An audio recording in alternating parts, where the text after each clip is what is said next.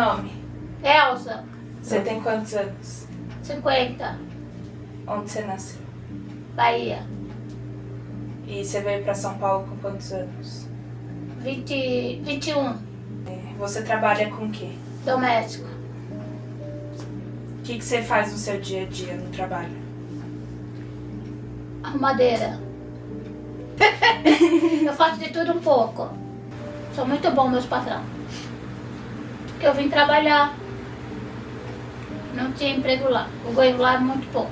É que aqui a gente ganha um pouquinho mais do que lá. Lá o ganho de lá é muito pouco.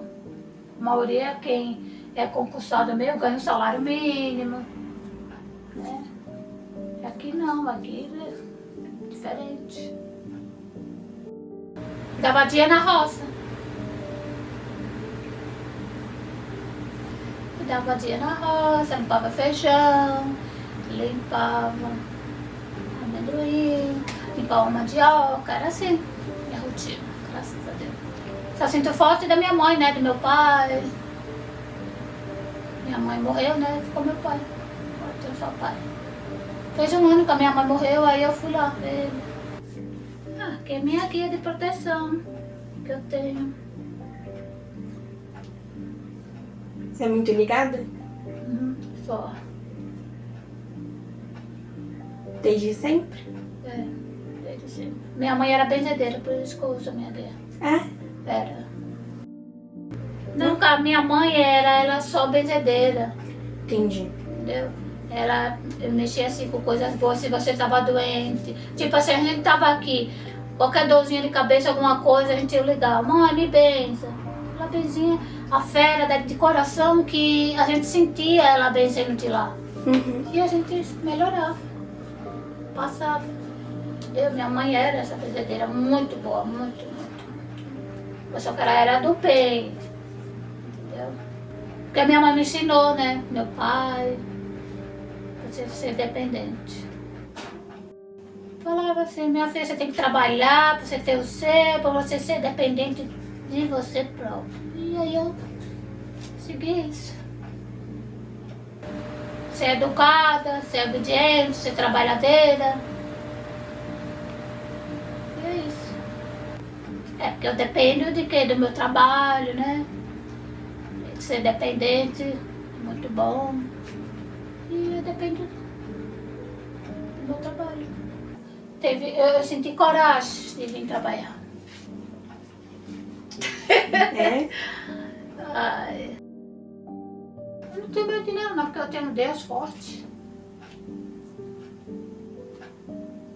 Entendeu? Nada. Não. Quem tem Deus não tem medo de nada. Você tem que ter, se você não tiver saúde, você não trabalha. Né? Só isso. Que a sua preocupação número 1 é o trabalho. Se você não tem saúde, como é que você vai trabalhar, né? Então, se preocupo com o meu aluguel, né? Se você não trabalha, como é que você vai pagar o aluguel? Comer as contas. Tem que comer, cartão, em primeiro lugar, os cartões são por Deus, Jesus amado. Se você parasse de trabalhar hoje e continuasse recebendo esse dinheiro de alguma forma, o que você ia fazer para se divertir? Eu ia comprar um barraco. Pra pagar aluguel, né? Ia comprar uma casinha pra mim. Pode falar um barraco, que seja uma casinha, que seja um quartinho, mas tem que falar casa, né?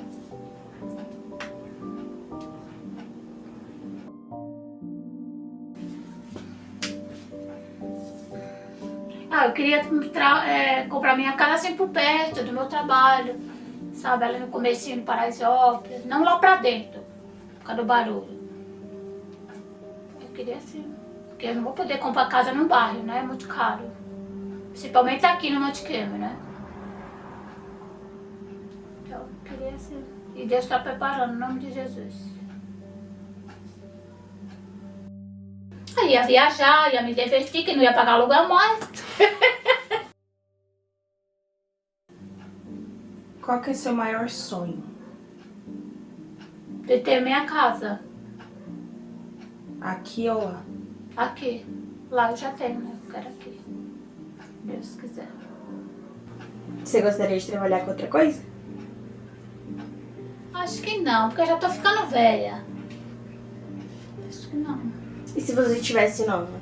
Se tivesse nova, aí sim, ia fazer curso, ia fazer um monte de coisa ainda. Quando me aposentar, só quero trabalhar 3 dias na semana e pronto. E descansar o resto. E tá ótimo. Segunda-feira, levanto 5 horas da manhã, saio de casa 20 para as 6, para trabalhar. Minha rotina é essa. Aí saio de lá 4 horas. E venho pra cá, chego aqui umas 4h30, 5 horas. Minha rotina é essa. Pra ver o que a gente sofre, né? Não é brincadeira. O trabalhador. Ai. Olá, meu nome é Silvana, tenho 22 anos, sou moradora da favela, a segunda maior favela de Paraisópolis. Jogo rugby há 10 anos, estou na faculdade, estou estagiando, eu já fui jogadora da seleção por 5 anos. Agora, na minha vida, estou estagiando numa empresa de academia e dando treino para um time universitário que é a Belas Artes. Eu faço faculdade de Educação Física, bacharelado. Então, eu comecei a fazer a faculdade por causa da seleção, que eles falam que a gente não pode ficar parado, porque depois que acabar a seleção, o sonho de ser atleta ou alguma coisa acontecer, você tem outro caminho para fazer. Daí eles deram o curso de inglês, que era a bolsa, ou a faculdade. Daí eu preferi fazer a faculdade. Bom, eu moro com meus pais, minha mãe e com meu pai. Eu tenho uma irmã gêmea, só que ela já saiu de casa. Ela já meio que casou, já saiu de casa. E tenho uma irmã mais nova. Aí a diferença é de 6 anos. E tenho uma irmã gêmea e eu sou mais velha por 4 anos. Meus pais, eles vieram novinhos pra São Paulo para tentar uma vida melhor aqui. Daí eu nasci e sou criada aqui mesmo em Paraisópolis. Eu estudava, né? Eu estudava de manhã e à tarde passava o dia inteiro dormindo. Aí minha mãe não gostou disso, ela colocou a gente num curso. E era um curso de artesanato. Só que, tipo assim, era artesanato e do lado era aula de violão. Muitas vezes a gente pegava e ia pra aula de violão e ficava ali assistindo. Tipo, eu queria, mas ao mesmo tempo não, sabe, fazer violão. E eu fazia artesanato mais pela minha mãe, não porque é uma coisa que eu gostava. Aí uns amigos da escola falaram assim, vem fazer rugby, vem treinar um dia, você vai gostar. Daí minha irmã começou primeiro, ela que deu o primeiro passo. Ela começou numa terça-feira. Tipo, todos os amigos chamaram a gente, só que ela começou. Tipo, ela falou, vamos. E eu falei, não, testa primeiro, depois eu vou. Aí ela foi numa terça-feira, quinta-feira eu tava treinando. Então, o Rugby para Todos é uma ONG que iniciou em 2005 com 2 jogadores de rugby do Pasteur. Não sei como se iniciou e o porquê, só sei que eles 2 pegaram material de rugby, foi bola de rugby core e vieram pra favela. Comunicou se podia treinar, dar treino. Cara, eles vieram pra Paraisópolis, explicaram o que era o rugby. E, tipo, eles vieram uma semana antes pra explicar se podia. Depois de uma semana, vieram dar o treino. Ele falou que o treino tava lotado, tava cheio. E, tipo, eu nunca tinha visto tanta criança, sabe? E curiosa, querendo. Aí, o nosso primeiro contato com a seleção. Eu e minha irmã foi convocada para uma seletiva, para um camp. Então, primeiro a gente fez os testes lá no NAR, que era a gente fala que é teste de habilidades. Tipo, tem testes de corrida, tem testes de força. A gente vai fazendo vários testes, um bloco de testes, para ver, tipo, se tá apta a entrar no camp ou não.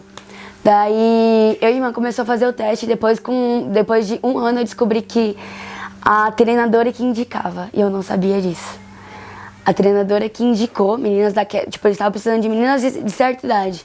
E foi a nossa treinadora que indicou, e eu não sabia. Pra mim, era tipo um esforço nosso. Também foi esforço nosso, mas foi mais a indicação da treinadora. Aí, se eu não me engano, teve 3 camps pro jogo oficial, que foi um sul-americano, que era para um qualificatório para as Olimpíadas da Juventude. E cara, pra ser bem sincero, eu acho que todas as meninas que estavam lá, poucas pessoas sabiam o peso de estar num primeiro Sula, que foi o primeiro Sula juvenil da história feminina, que a gente jogou em 2018. Aí eu mantive na seleção. Finalzinho de 2017, eles me chamaram para treinar todo dia lá.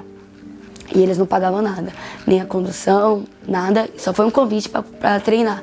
Finalzinho de 2017 eu iniciei os treinos lá. Na metade do ano de 2018 eu comecei a ganhar um auxílio, tipo, para continuar treinando lá. E o treinador, ele falou assim que eu era uma pessoa dedicada, que não faltava nem doente, tava lá todo dia.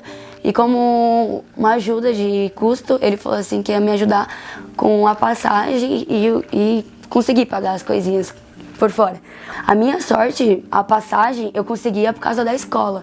Na época que eu treinava todo dia, eu tinha um vale transporte que era passe livre, que hoje em dia você só consegue pelo CRAS.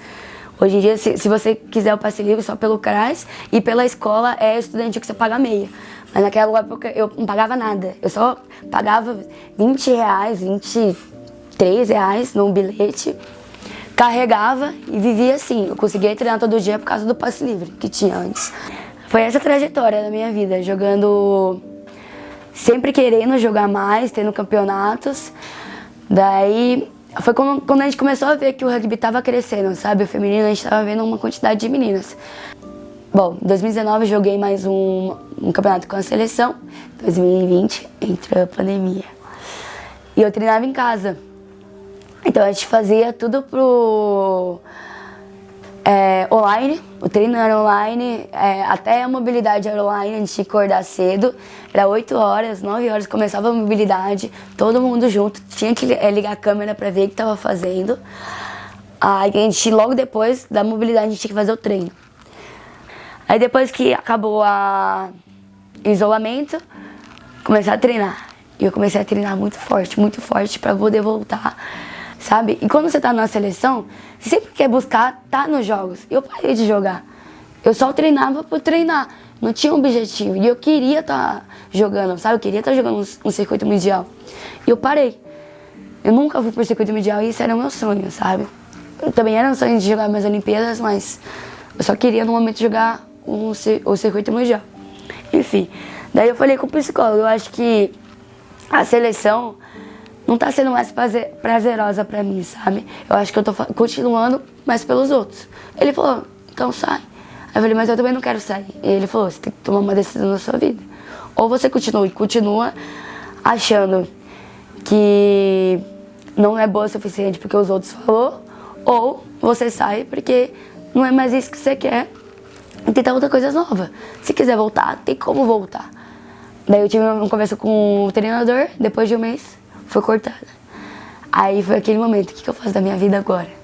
O que me manteve nesse tempo todo foi o Bolsa Atleta, que eu ganhei em 2021. Isso, ganhei em 2021, estava me mantendo em 2022. Foi isso que me manteve. Aí eu não estava trabalhando, só estava fazendo a faculdade, não estava fazendo nada da minha vida. Daí, finalzinho do ano passado, eu falei, não, chega, já estou acomodada demais. Eu poderia ter aquele descanso para pensar, para refletir, para descansar, dar aquele, agora tá tudo bem. E depois, no finalzinho do ano, comecei a procurar emprego. Bate desespero, ninguém te contrata, você faz várias entrevistas, você manda vários currículos para um monte de gente e nada. Aí, em janeiro, fiz 2 entrevistas, não passei na primeira. Na segunda, onde eu tô, fiz a entrevista e passei.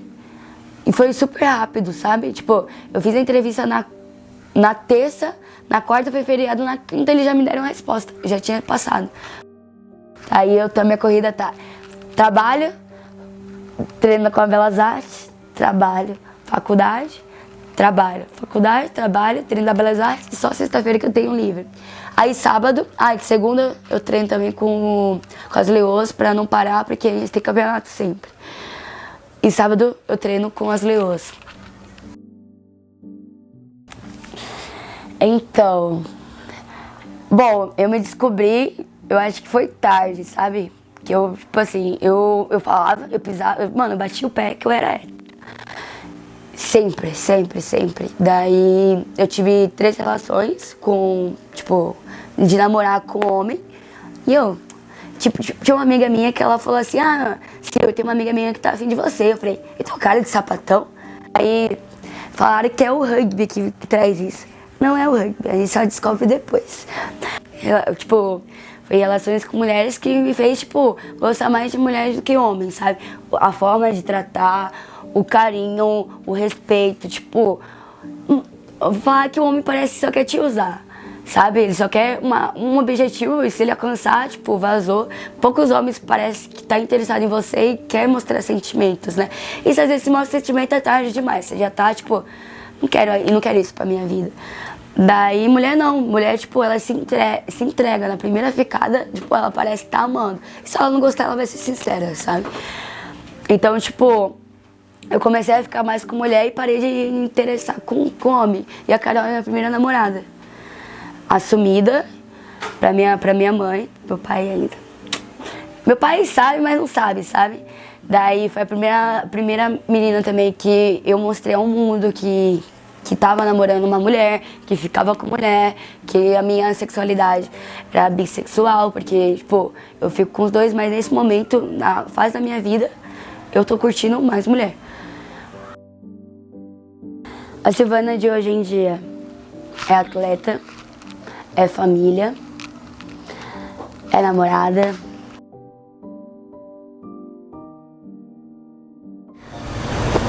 Contar sobre mim. É sempre um desafio, né? Quando a gente vai falar sobre a gente, porque eu acho que a gente sempre quer falar de coisa boa.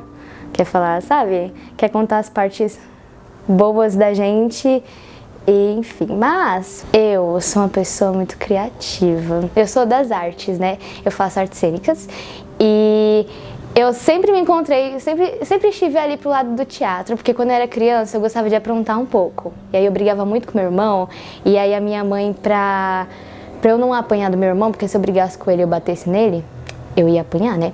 Aí eu pensava o quê? Eu vou fingir que eu tô chorando pra minha mãe bater nele. E isso funcionava. Aí eu percebi que era o teatro que eu queria, entendeu? E aí eu sempre fui uma pessoa muito criativa. Eu gosto muito de me expressar de todas as formas, desenhando. Desenho assim, né? Mais ou menos, tá bom. Desenhando, cantando do meu jeitinho de cantar mesmo, eu canto do chuveiro. Eu toco instrumento, gosto de tocar, mas toco um pouquinho de teclado e flauta. E, enfim, eu acho que eu sempre... E atuar, né? Eu acho que eu sempre estive muito no teatro e acho que eu sempre resolvi muitas coisas me expressando por forma das artes. E aí, enfim, eu acho que isso daí é uma coisa que me fez me tornar quem eu sou. Eu sou uma pessoa que não tem vergonha, eu gosto de fazer as coisas, eu gosto de experimentar tudo. E, enfim, passei por muitas coisas na minha vida e eu acho que essas coisas eu consegui resolver muito por um lado de eu vou ser feliz, eu vou tentar não me abalar com isso. E foi a forma que foi o teatro, né? Foi desenhando, enfim. Foi por esse lado que eu tentei passar por cima dessas coisas, dessas dificuldades que eu tive na minha vida ao longo do tempo. Eu vou começar pela minha mãe, porque eu acho que é o ponto para começar. Mas ela nasceu em Sergipe e ela veio para São Paulo muito nova, quando a mãe dela faleceu. Ela tinha uns 14 anos quando ela veio para São Paulo. E aí ela teve que cuidar, o trabalho que ela fazia era, né, limpar a casa, ou cuidar de criança, enfim. Foi esse o trabalho que ela conseguia ter, já que ela não tinha formação.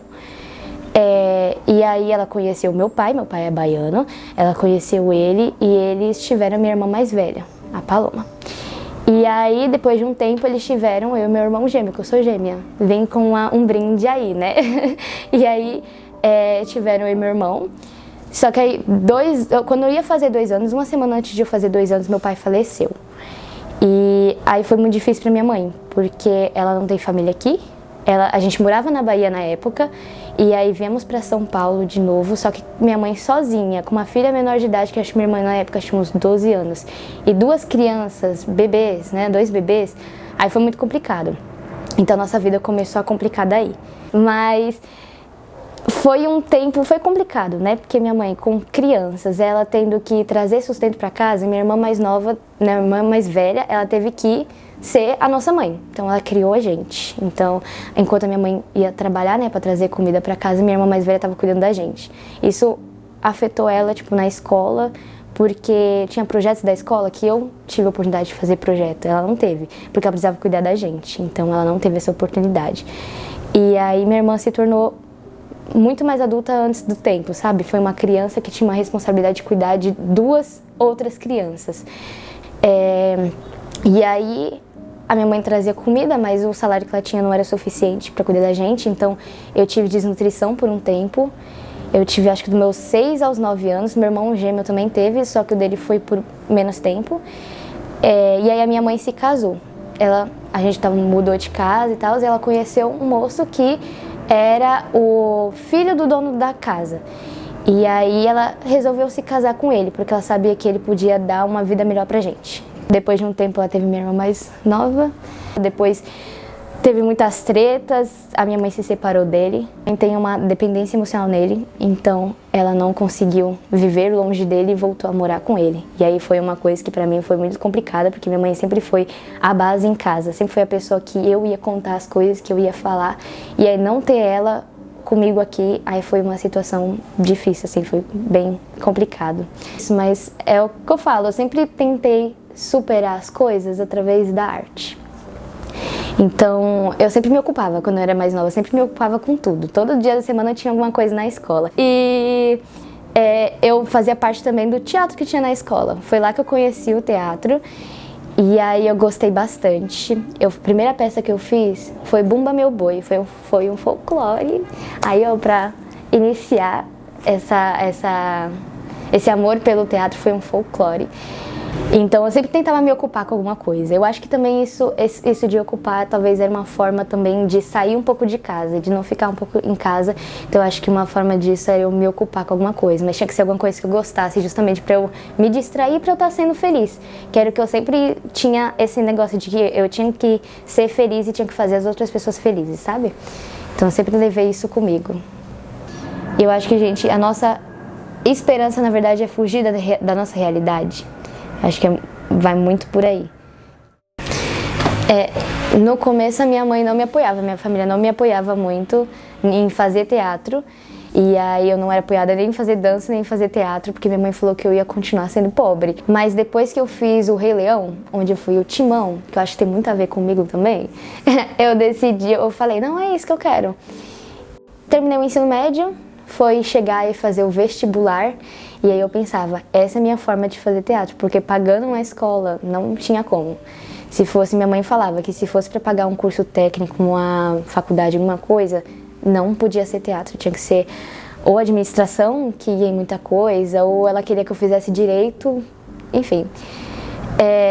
E aí chegou o vestibular, fiz Enem, e depois eu me inscrevi no ProUni. E foi pelo ProUni que eu entrei na faculdade que eu tô hoje.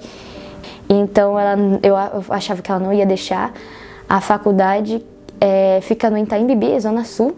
E eu nunca fui para aquele lado. Na verdade eu não era muito de andar de transporte, não saía muito de casa, que minha mãe não deixava.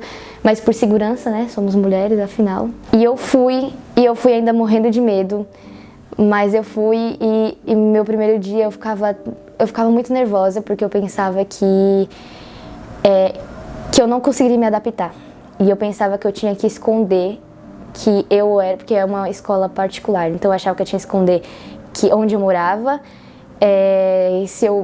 qual é a minha classe, se eu sou bolsista ou não. Então eu ficava com muito medo de falar. E eu não falava, eu falava só se alguém me perguntasse eu ia responder, de verdade, assim, né, falar a verdade. Mas eu tinha medo de não me encaixar, de estar no meio de umas pessoas que não vivem as mesmas coisas que eu, que não iriam me entender. E felizmente eu tinha outros amigos que eram bolsistas também, então pra mim foi onde eu consegui me aconchegar. Já é complicado o caminho até lá, né? Porque pegar um ônibus norte-sul é complicado, lá não tem metrô, então o caminho já é complicado, já é muito cansativo. E já é uma coisa já que cansa, entre muitas coisas que cansam, né? Mas já é uma. Eles não sabem o que a gente vive, eles não têm essa vivência, eu não sinto interesse em saber como é. Então, às vezes acontecem coisas e a gente quer falar sobre, mas a gente não sente muita liberdade, não são muito aberta à comunicação em relação a isso. Então, já teve momentos em que foram peças onde eu estava muito mais próxima da realidade, ou alguma atividade onde eu estava muito mais próxima da realidade do que eles, e eu trazer algum trabalho de estudo mesmo. E esse trabalho ser só mais um entre outros que eles dizem não. E aí é complicado, porque sempre são as mesmas pessoas que são ouvidas, e às vezes é difícil porque eles não têm muita empatia em algumas questões. Eu acho que comparação pega muito.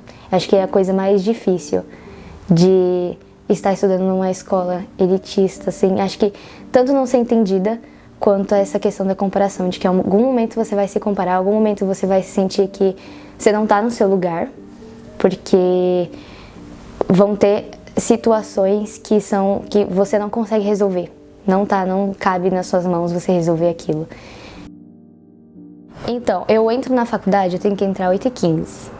Eu acordo 5 horas da manhã e saio de casa às 6h20, porque aí é o tempo de eu poder me arrumar com calma, comer, né, me alimentar. Então aí eu saio de casa às 5h20 para estar na faculdade às 8 horas, que a aula começa às 8h15. E aí é surreal como a gente tá na mesma cidade e quem vem de Jundiaí tem o mesmo tempo de horário para chegar na faculdade. A minha aula acaba 1h, eu chego aqui quase 3 horas. Se eu tiver com sorte, eu chego aqui tipo umas 2h20, 2h15, 2h20. E aí eu faço meu almoço e como. Se eu tiver sorte, se não eu tenho que ir direto pro trabalho mesmo. E aí eu entro 3 horas no meu trabalho. Aí eu tenho que sair daqui 2h45. Então eu teria tipo 20 minutos pra fazer comida e comer. Eu sou caixa num açougue. Depois eu vou pro trabalho e eu saio de lá 8 horas. E depois disso eu venho pra casa, aí às vezes eu descanso um pouco, assisto um pouco de TV, depois eu vou jantar, tomar um banho. Se eu tenho tarefa de casa pra fazer, eu faço. Mas aí eu aproveito esse tempo pra fazer essas coisa de casa e comer, tomar banho, né? E só durmo lá pra meia-noite, que é quando eu já terminei de fazer o que eu tinha pra fazer. Por isso que eu durmo no ônibus, é pra recuperar as horas de sono, e nem dá também. Mas é isso, dormir meia-noite, acordar às 5 horas da manhã. Aí ter toda essa rotina de ir pra faculdade, comer rápido pra ir pro trabalho, fazer as coisas em casa, dormir, acordar mais cedo de novo. E eu trabalho de sábado e domingo também, então eu não tenho uma folga, entendeu? Eu trabalho todo dia. Essa é a vida do proletariado. Se não for por nepotismo, se não for por você ter uma classe social, por você ter uma imagem, sabe? Eu acho que você não consegue. Se você sai da periferia, você pede emprestado um terno, tem que se arrumar e tá super incrível, tem que estar incrível com aquela imagem linda pra você fazer uma entrevista com um cara que, porque ele mora num lugar de luxo, ele tá com uma camiseta normal, um chinelo, ele passa. Ser brasileira Sabe aquele ditado de brasileiro é o último que perde a esperança? Eu acho que é o primeiro. Eu acho que a gente... eu acho que nos falta apoiar mais a nossa cultura. Eu acho que esse é um problemão. Aí eu treino a correria, vou dormir meia-noite, 1h, pra estar 5 horas acordada da manhã. Nossa rotina não é brincadeira do dia a dia. Só gente que sabe o que a gente passa. Ai, mas mesmo assim vamos só agradecer, né?